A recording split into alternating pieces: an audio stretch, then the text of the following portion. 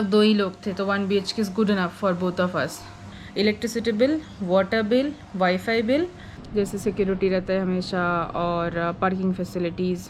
जैसे 2 BHK का starting security amount deposit करना पड़ेगा। ये पिकल मैंने बंगाली एंड ओडिया दोनों स्टाइल मिक्स करके बनाया।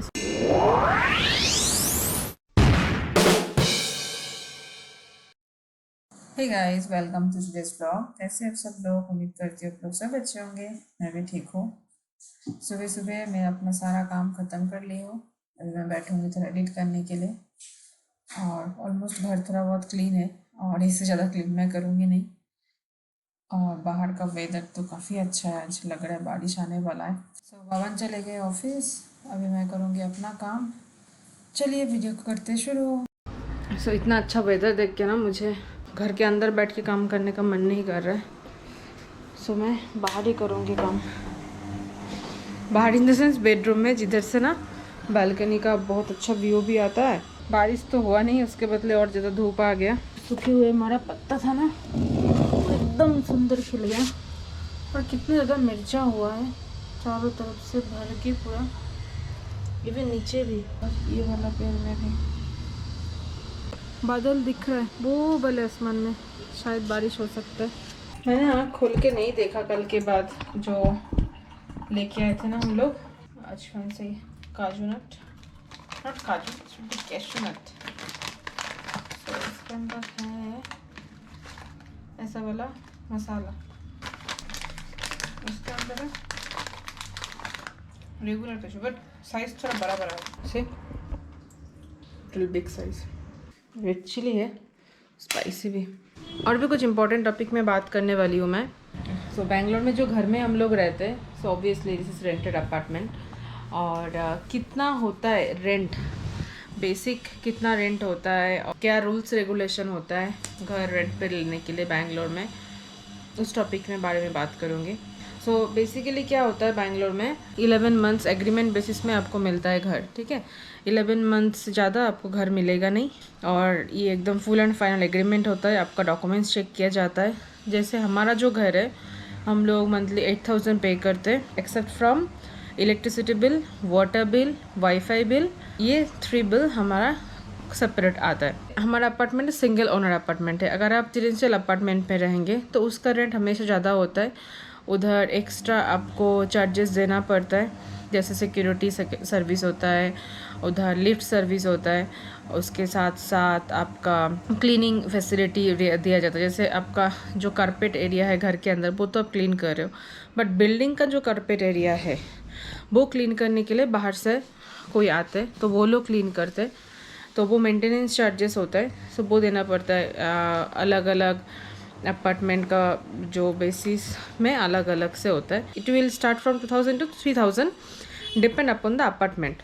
अगर आप बहुत ज़्यादा लग्जूरियस अपार्टमेंट पे रहेंगे, it will be cost a lot. मैं बेसिक और जैसे मिडिल क्लास फैमिली के लिए बात कर रही हूँ। तो हमारा जो अपार्टमेंट है ये सिंगल ओनर अपार्टमेंट है। जैसे मैं रहती हूँ 1 BHK में, सो 1 BHK will get like 8,000 9,000 depend upon the facility और एरिया, कौन सा जगह के ऊपर है, कौन सा रोड के ऊपर है, तो वो फैसिलिटी मैटर करता है। जैसे 2 BHK का starting 13, 14, 15 depend upon the apartment. ये हमेशा अपार्टमेंट के ऊपर डिपेंड करता है। और हमारा फैसिलिटी बोले तो हमारा फ्लैट में जैसे हम लोग छत जो कॉमन एरिया है वो यूज़ कर सकते हैं, स्टेयरकेस कॉमन एरिया है।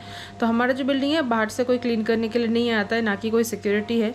सो हमें जो एक्स्ट्रा मेंटेनेंस चार्जेस ये कुछ एक्स्ट्रा पे नहीं करना पड़ता है। मोस्टली कभी कभी हमारा ओनर भी क्लीन कर देते, कभी मैं फ्री हो तो मैं भी क्लीन कर देती हूँ स्टेयरकेस एरिया। रेस्ट ऑल अपना अपना जगह है, बालकनी, घर के आगे वाला हिस्सा वो तो आपको खुद से क्लीन करना ही पड़ेगा। सो ये जो अपार्टमेंट है, ये अपार्टमेंट, इसका नाम है साई सदन अपार्टमेंट।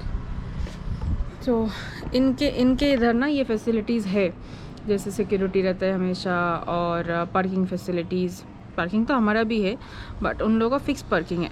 कुछ वीडियो में आप लोगों ने देखा ना कि मैं गाड़ी इधर रखा, कोई इधर हटा दिया, कोई घिसक दिया, किसी को अपना गाड़ी निकालना है तो मेरा गाड़ी पीछे कर दिया, आगे कर दिया। तो ये रेसिडेंशियल जो अपार्टमेंट है उधर नहीं होता है। सिंगल ओनर अपार्टमेंट पे क्या जिसका जो मर्जी, कोई रूल्स रेगुलेशन नहीं। क्योंकि प्रॉब्लम ये है, इधर हमारा कुछ पर्टिकुलर पार्किंग एरिया नहीं है, जिधर खाली मिला हम लोग उधर रख देते। बट यही अगर रेसिडेंशियल अपार्टमेंट होता तो हमें ये करना, मतलब कोई हमारा जगह में आके पोक नहीं करेगा, इवन हम लोग भी जाके किसी को डिस्टर्ब नहीं करेंगे। सो ये कुछ रूल्स रेगुलेशन बेसिक होता है। और हाँ, मेन चीज़ जो आपको सिक्योरिटी अमाउंट डिपॉजिट करना पड़ेगा। If it is a 10,000 rupees your house rent, you have to pay 50,000। तो हम लोगों ने भी सेम, हम लोग 50,000 सिक्योरिटी मनी पे किए।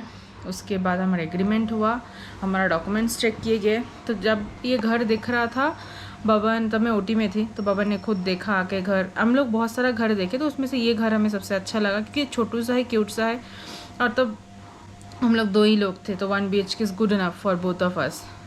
बट अभी जैसे कुन्नू मुन्नू आ रहा है, तो हमें लग रहा है कि थोड़ा घर बड़ा होने से अच्छा होता है कि घर से कोई आए कोई, तो उन लोग रहने के लिए। तो अभी क्या है हमारे पास ना, ये जो हमारा बेडरूम है और दिस इज़ आवर हॉल, तो इतना ही स्पेस है हमारे पास। बट अगर ये 2 BHK होता तो एक्स्ट्रा एक बेडरूम, जैसे मास्टर बेडरूम एक अलग से होता है, वो हमें मिल जाता। तो एनीवे देखेंगे आगे, पॉसिबल है तो वो भी हो सकता है। सिक्योरिटी मनी बहुत इंपॉर्टेंट है। सिक्योरिटी मनी के बिना आपको कहीं पे भी रूम नहीं मिलेगा। और जब हम लोग घर छोड़ेंगे, जैसे 11 मंथ्स के बाद जब घर छोड़ देंगे हम लोग, अगर एग्जांपल हम लोग घर छोड़ रहे, चाहने से तो हम लोग रह सकते, हर साल एग्रीमेंट रिन्यू होगा, हम लोग रहेंगे। जैसे हमारे बगल वाले आंटी जिस घर में पानी देने, पेड़ पौधे में पानी देने गए थे, आप लोग कुछ पिछले वाला वीडियो में देखा था, वो आंटी 6 साल से रहती है अकेली। उनका फैमिली है but mostly she used to stay alone. तो वो 6 साल से रहती है। कुछ कुछ घर लीज़ में भी मिलता है, तो उसका कुछ अलग फंड है। हमने कभी लीज़ में रहा नहीं, बट इतना जितना नॉलेज है लीज़ के बारे में कि टू टेक अ लीज़ आपको क्या करना पड़ेगा, एक certain amount, can be like 7 lakh, 8 lakh और 10 लाख आपको एक साथ दे देना पड़ेगा। और उसके साथ साथ आपको एग्रीमेंट होगा, वो एग्रीमेंट के हिसाब से आप 5 साल 6 साल तक रह सकते हो। तो मंथली आपको जो एक्स्ट्रा पैसा है वो देने का ज़रूरत नहीं है। तो ये लीज़ फैसिलिटी हो गया। इस लीज़ फैसिलिटी के हिसाब से भी बेंगलोर में घर मिलता है। बारिश का वेट करते करते फाइनली बारिश आया नहीं, और ऑलमोस्ट शाम हो चुका है अभी।